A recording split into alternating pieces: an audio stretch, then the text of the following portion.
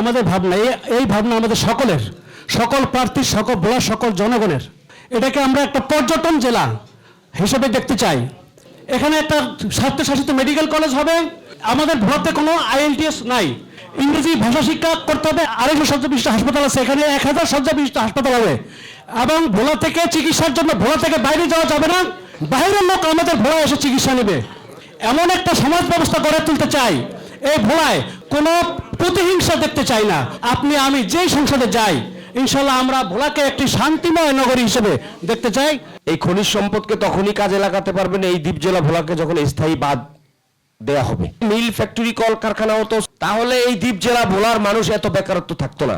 যে ভোলাতে আমাদের যেই রকম তরুণ প্রজন্মের প্রতিনিধিরা বেকারত্বের রোষানলে কবলিত, অন্যান্য জেলা থেকে তুলনামূলক আমরা অনেক পিছিয়ে আছি।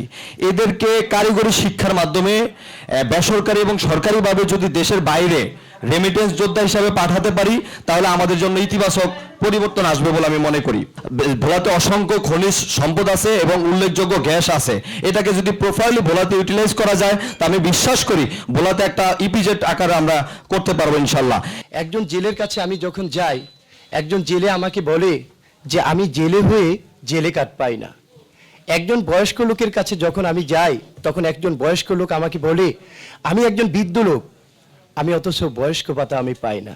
ভোলার জনগণ যদি আমাকে এমপি নির্বাচন করে, আমি এমপি হওয়া মানে কি সাধারণ জনগণ এমপি হওয়া, জনপ্রতিনিধি হওয়া, এটা একটা দেশ সেবা। আমি এই ভোলাতে সর্বপ্রথম শিল্প ফ্যাক্টরি গড়ে তুলবো এবং মায়ের সন্তান যাতে মায়ের কোলে থেকে যাতে আয় উন্নতি করে খেতে পারে।